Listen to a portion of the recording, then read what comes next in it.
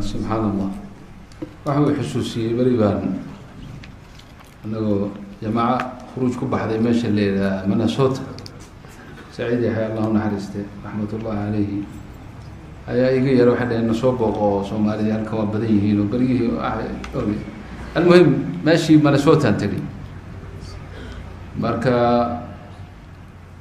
masaajidkii markii hawshii kalimadii waxay dhamaatay baanan yimid waa askaranay inaan reer xamar islahayn kaas balbalaar meesha leeyahay xamar ciyaalka xaafadda mutaqa ciyaalka xaafadda islahayn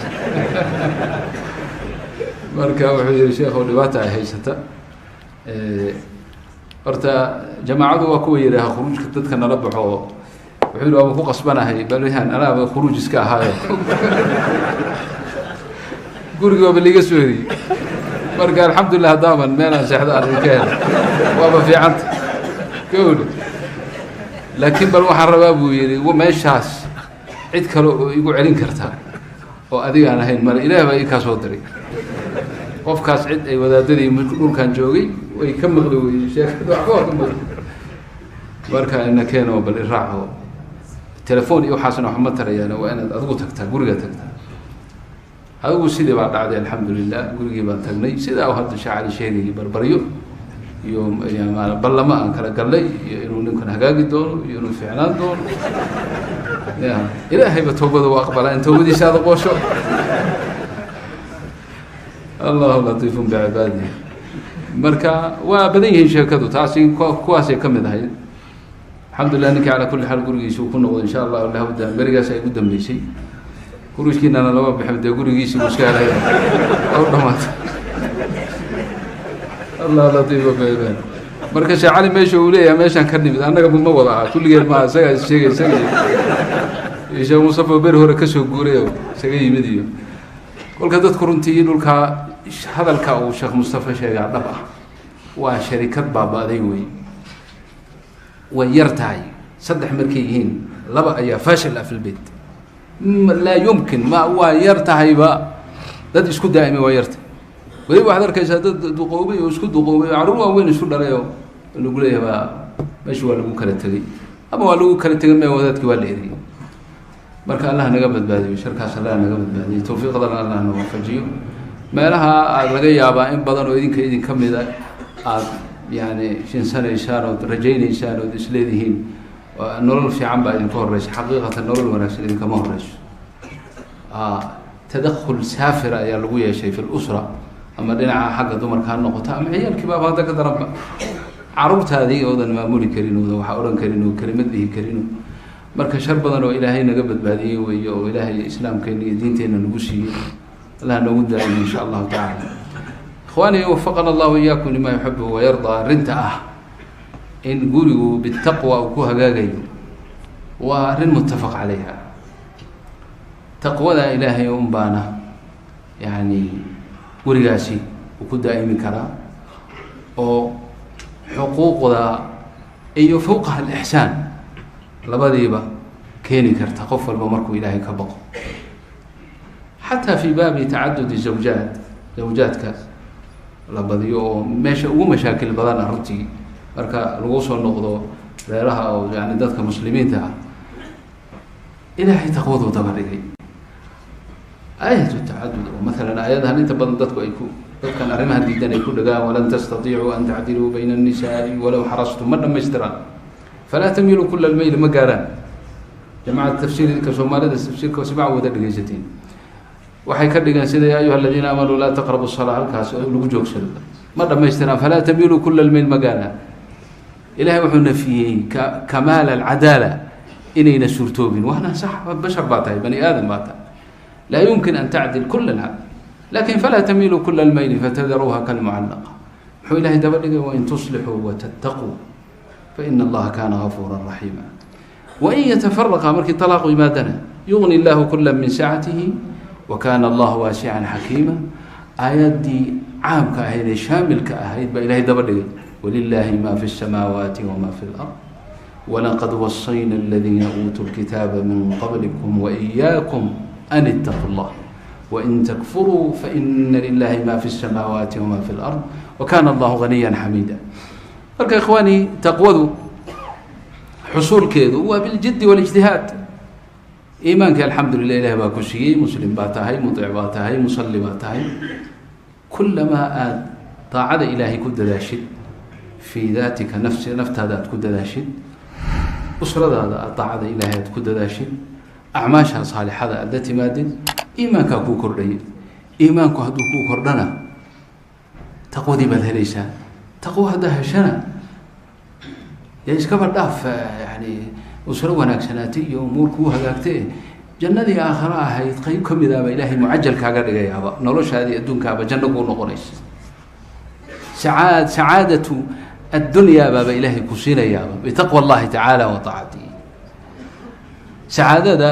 iyo liibaanta iyo reeraynta iyo faraxa meel lagama iibsado, dukaamana laguma gado, dowladuhuna ma sameeyaan, cid bixin kartana male ila allah. ilaahayna wuxuu ku xidhay helideeda sabab buu yeelay, alaa wa huwa taqwa, inaad ilaahay ka baqdo oo taqwada badsato oo dikrigiisa badsato. kulamaa qofku uu ka dikri badan yahay oo ka daaco badan yahay oo ilahay uga dhawaansho badan yahay ayuu ka sacaado iyo liibaan badan yahay. xadiidkan saxiixa ah ee kulli aan wada garanaynayna soo wada maray, nebigu laba nin buu sheegay, labaduba ay seexdeen. kullunaa waa bani aadamka o dhan waa seexdaa. wuxuu yihi idaa naama axadukum yacqidu الshayطaanu calى qaafiyati ra'si axadikum ida huwa naam ثalaaثa cuqad yadribu calى kuli cuqdati calayka laylu طawiil farqud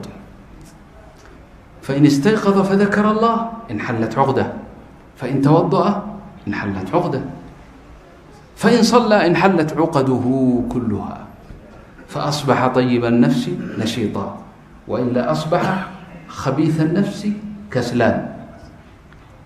lilcajab ikhwaani, xadiidkan aimadu kulligood waxay ku soo dareen ama ay ku sheegeen fii baabi qiyaam اleyl, fii baabi salaat اlfajri kumay sheegin, qiyaam leyl baa laga hadlaya. shaydaanka ayaa wuxuu ku guntayaa ra'siga ama qaafiyatu ra'si axadikum madaxiisa 3 guntin oo qeybi oon la arkin. mid walbaba wuxuu ku dabcinayaa oo ku qorayaa calayka laylun tawiilun farqud, habeen dheer baad haysataa, iska seexo. waa waxaana markaad soo gadgadoonto ama aada musqusha u kacdo ama saacaddu kugu qayleyso ama telefoonka aada isagaa kula hadlayo, waa cuqadkaa weeye, iska sii jif weli weeye, habeen dheer baad haysatahay. marka haddii uu kaco oo uu ilaahay xuso, waana sunna inaad ilahay xuso markaad kacdo, laa ilaha illa allah dikru llah, hal xabbaa furmaysa, cuqadkii mid baa furmaysa, guntintii mid baa furmaysa. haddii uu weysaystana tii labaad baa furmaysa. haddii uu salaatuleyl tukadana 3diiba way furmayaan. maxaa ka ratimaya oo ka dhalanaya? fa asbaxa طayiba nafsi, naftiisu inay ayibtaho wanaagsan tahay oo nashiita, wa xayaatu ljanna, sacaada, liibaan, farxad ayuu la soo kacaya qofkaas. wailaa hadduu saa yeeli waayo oo uu kici waayo oo dabcigii shaydaanka uu ku dabciyey uu la seexdo, asbaxa wuxuu waabariistaa khabiiثa الnafsi kaslaan, miday naftiisu ay khabiid tahay oo kaslaanahu caajiz ah. طayiba الnafsi nashiiطan waxaa ka dhalanaysa akhlaaqdii wanaagsaneed, wax alla wixii fiicnaa, ama qoys ha noqoto, ama mucaamaladiisii zawjada u laha noqoto, ama caruurtiisi iyo suu dhaqi laha noqoto, ama umuurta xataa banaanka markuu u baxo shaqadiisii uu soo gudanayo, waa nin dayiba nafsi nashiid ah oo farxaan ah oo aan mushkila haysanin. leanna sacaadadii baa ilaahay qalbigiisa ku shubay, waa liibaansan yahay, walow faqiir ba ahaado, walow una waxbaba haysanin. tan kalena maxaa ka dhalanaysa inuu khabiiثa nafsi uu yahay, oo naftiisu ay xun tahay, waxba u dulqaadan karin, oo waxaan waxbaba ahayn ba wax ka dhigay. marka yuusan warku nala sii baahina, insha allah mashaayikhda inoo dhameeyey, si baabkan laga hadlaayo qoyska dhexdiisu ay u hagaagaan, acmaashii nubuwada nebiga calayhi الsalaatu wassalaam oo usrada dhexal siiyey aynu ku dadaalno. oo gurigii reerkii wax kasta waa loo kulmaa, cuntadii waqti baa loo kulmaa, faajafaajintii kale iyo bahalladii la daawanayay mar baa loo kulma haddii la rabo waxyaalaha kale o dhan waa laysu waqti dikriga ilaahay loo kulmana hala samaysto oo reerkoo dhan ay isu yimaadaan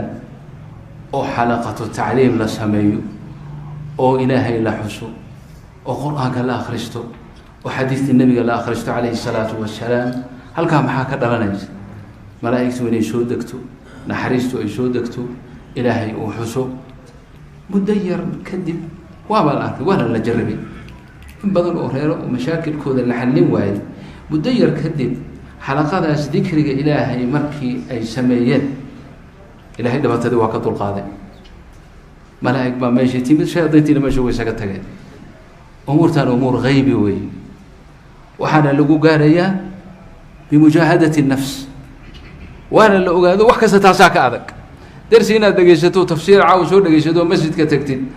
ama dersi kale aad ku taxantay ama muxaadaro sidan aad u fadhiidid waa kuu sahlan tahay laakiin guriga inaad islaantii iyo carruurtii iyo intaad soo hor fadhiisataan aada axaadiista nebiga iyo qur-aanka akhrisataan waa arrin aada u adag oo mujaahado badan u baahan waana ahamu asbaab ta ugu weyn ee wax ku hagaagaan wey waana sunnadii nebiga iyo saxaabadiisa radi allahu canhum khayrka ay nebiga ka maqlaan sala allahu alayh wasalam gurigooda la tegi jireen khayrkaasay saa u gudbin jireen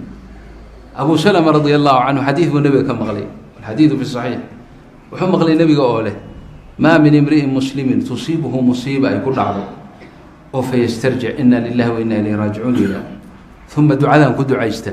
allahuma ajurnii fii musiibatii musiibadayda ilaahu iga ajarsii wa akhlif lii khayra minha wax ka khayr badanna ilaahu iigu bedel axad saa yeela ma jiro ilaa ilaahay wuu siiyaa xadiidkiibuu gurigiisii la tegay umu salama oo zawjadiisii ahayd baa ka maqashay musiibadii isagii bay reerkii bayba ku timid oo isagii baa dhintay umu salama iska sheekaynaysa radia allahu canha waxay tihi markii uu dhintay abu salama ducadii baan ku ducaystay